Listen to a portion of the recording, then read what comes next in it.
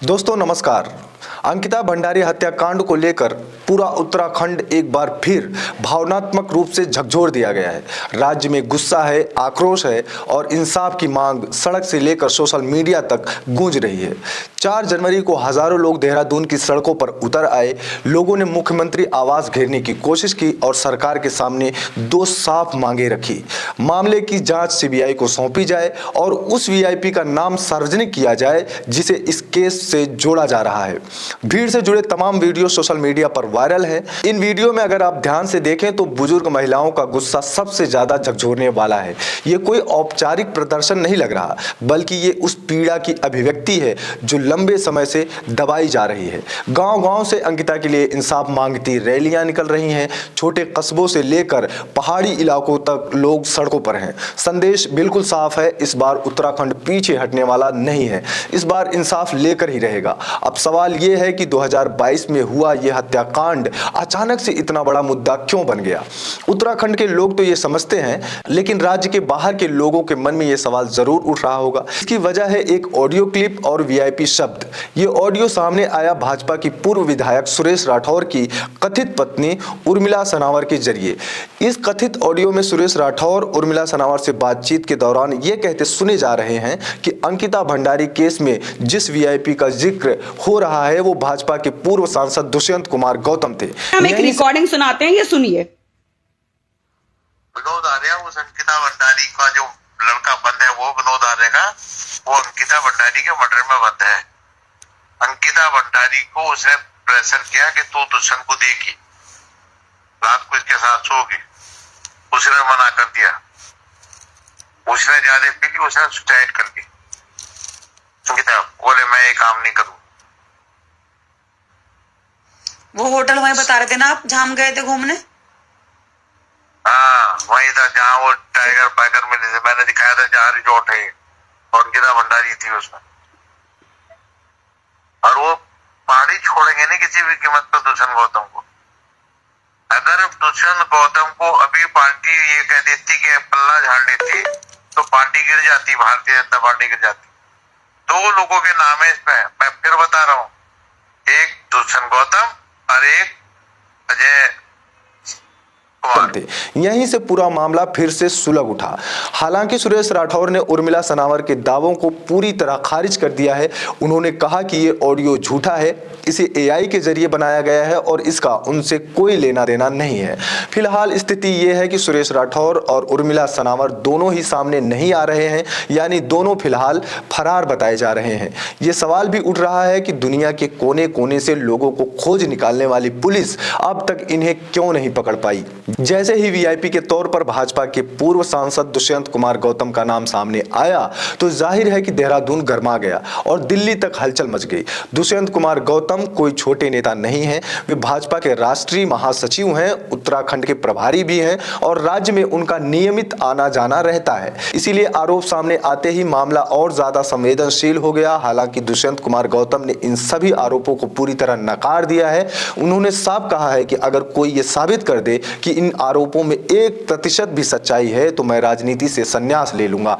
उनका कहना है कि यह सब उन्हें बदनाम करने की साजिश है, लेकिन सच्चाई यह भी है कि जब तक ऑडियो की निष्पक्ष जांच नहीं होती, वीआईपी शब्द की परतें नहीं खुलती और जांच एजेंसी पर जनता का भरोसा नहीं बनता, तब तक उत्तराखंड का यह गुस्सा शांत होने वाला नहीं है। और शायद यही वजह है कि आज पूरा राज्य फिर से अंकिता भंडारी के लिए इंसाफ की लड़ाई लड़ रहा है। अब बात करते हैं उस वीआईपी शब्द की जिसने इस पूरे मामले को फिर से ज्वालामुखी बना दिया है। सबसे पहले यह समझना जरूरी है कि यह शब्द आया कहां से। उत्तराखंड में ऋषिकेश के पास एक रिजॉर्ट में 19 वर्षीय अंकिता भंडारी बतौर रिसेप्शनिस्ट काम करती थी। 18 सितंबर 2022 को अंकिता अचानक लापता हो गई। कुछ दिनों बाद उनका शव एक नहर के किनारे बरामद किया गया। इस घटना ने पूरे उत्तराखंड को हिलाकर रख दिया था। अंकिता की हत्या के आरोप में रिजॉर्ट के मालिक पुलकित आर्य, मैनेजर सौरभ भास्कर और असिस्टेंट मैनेजर मैनेजर को गिरफ्तार किया गया। उस वक्त भी अंकिता को इंसाफ दिलाने के लिए लोग सड़कों पर उतरे थे। सरकार और पुलिस पर भारी दबाव था। इसी दौरान उत्तराखंड के तत्कालीन डीजीपी अशोक कुमार ने एक अहम खुलासा किया। पुलिस के अनुसार अंकिता ने अपने एक दोस्त से चैट के जरिए ये बात साझा की कि उसे रिजॉर्ट में एक वीआईपी को विशेष सेवाएं देने के लिए मजबूर किया जा रहा था।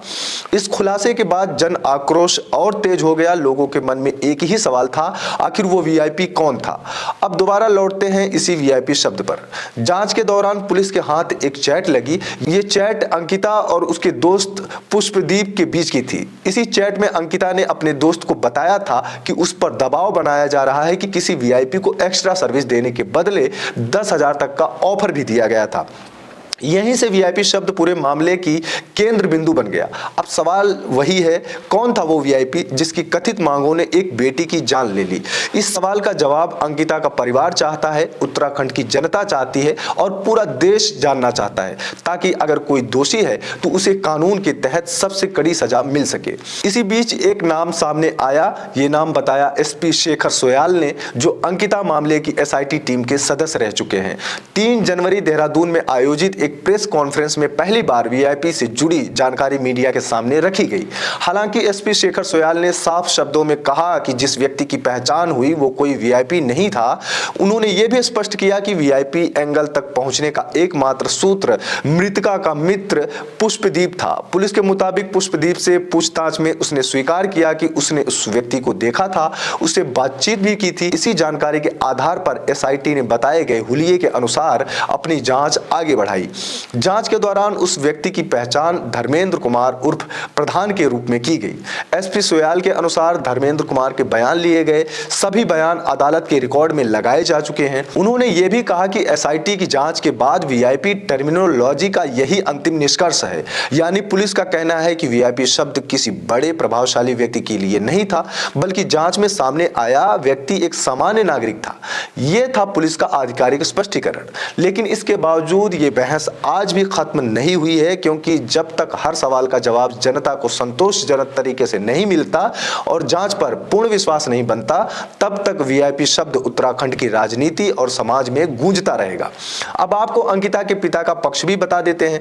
अंकिता के पिता का साफ कहना है कि उन्हें आज तक पुलिस ने किसी भी वीआईपी का नाम नहीं बताया है। इतना लंबा समय बीत जाने के बाद भी परिवार को किसी ठोस जानकारी से अंधेरे में रखा गया और जिस तरह अंकिता के पिता ने पुलिस के वीआईपी वाले दावे को खारिज किया है, उसी तरह उत्तराखंड की जनता भी इन दावों पर सवाल उठा रही है। लोगों को आशंका है कि इस पूरे मामले में कुछ ना कुछ छिपाया जा रहा है। यही वजह है कि मामले की सीबीआई जांच की मांग लगातार तेज हो रही है। इस मुद्दे पर उत्तराखंड में विपक्षी दल कांग्रेस भी लगातार सरकार को घेर रही है। कांग्रेस के प्रदेश अध्यक्ष गणेश गोदियाल ने वीआईपी के सवाल पर कहा कि पुलिस के बयान बार बार बदल रहे हैं। उनका कहना है कि कभी धर्मेंद्र का नाम सामने लाया जाता है, कभी कहा जाता है कि कोई वीआईपी था ही नहीं। गणेश गोदियाल का दावा है कि एक पुलिस कांस्टेबल ने यह भी बताया था कि रिजॉर्ट पर 4 लोग पहरे पर थे और उन्हें रिजॉर्ट तोड़ने का आदेश मिला था। उनके मुताबिक पूरा मामला संदिग्ध है और सरकार किसी प्रभावशाली व्यक्ति को बचाने की कोशिश कर रही है। वहीं दूसरी तरफ भारतीय जनता पार्टी का कहना है कि विपक्षी दल और कुछ वामपंथी संगठन इस मामले को बहाना बनाकर देवभूमि के माहौल को खराब करने की कोशिश कर रहे हैं। इधर देहरादून से लेकर उत्तराखंड के तमाम शहरों में धरना प्रदर्शन लगातार जारी है। रविवार 4 जनवरी को देहरादून में सीएम आवास घेरने की कोशिश भी की गई। प्रदर्शनकारियों को सीएम आवास तक पहुंचने से पहले रोकने के लिए प्रशासन पूरी तरह मुस्तैद था। सीएम आवास से करीब 2 किलोमीटर पहले 450 पुलिस कर्मियों को तैनात किया गया था। बैरिकेडिंग लगाकर प्रदर्शनकारियों को रोक दिया गया। इस दौरान पुलिस और प्रदर्शनकारियों के बीच काफी देर तक धक्का मुक्की भी हुई। हालांकि कुछ घंटों बाद भीड़ को वापस भेज दिया गया। प्रदर्शन से जुड़े कई वीडियो सोशल मीडिया पर वायरल है। खास तौर पर एक बुजुर्ग महिला की आवाज लोगों के दिल को छू रही, जिसे सुनकर लगता है कि जैसे पूरे उत्तराखंड की आवाज हो। और आज हमारे नेताओं ने क्या करा, जंगलों में महल बना दिए, जंगल काट के महल बना दिए और जंगल काट के महल बना के और हमारी लड़कियों को वहाँ ले जाके और उनका मर्डर कर रही है। आज ये हालत है हमारे इन नेताओं को, इनको चूल्हे भर पानी में डूब जाना चाहिए साहब। इस प्रदर्शन में कांग्रेस, उत्तराखंड क्रांति दल स्वराज, सेवा दल बेरोजगार संगठन, राष्ट्रवादी रीजनल पार्टी, राज्य आंदोलनकारी मंच जैसे कई संगठन शामिल रहे। अल्मोड़ा के सल्ट कस्बे से भी एक वीडियो वायरल हुआ है जहां सैकड़ों महिलाएं अंकिता को न्याय दिलाने की मांग करती हुई नजर आ रही हैं। इसी तरह 11 जनवरी को एक राज्यव्यापी बंद का भी ऐलान किया गया है जिसे कई सामाजिक संगठनों और व्यापारी संगठनों का समर्थन मिल रहा है। कुल मिलाकर अब सबकी नजर उत्तराखंड की पुष्कर सिंह धामी सरकार पर है, खास तौर पर इस सवाल पर क्या सरकार इन प्रदर्शनों में उठ रही मांगों को गंभीरता से सुनेगी और क्या मामले को सीबीआई को सौंपने की मांग पर कोई फैसला लिया जाएगा। इस पूरे मामले पर आप क्या सोचते हैं, कमेंट बॉक्स में अपनी राय जरूर लिखिए। देखते रहिए द डेली फ्लो। बहुत बहुत धन्यवाद दोस्तों, बहुत बहुत धन्यवाद।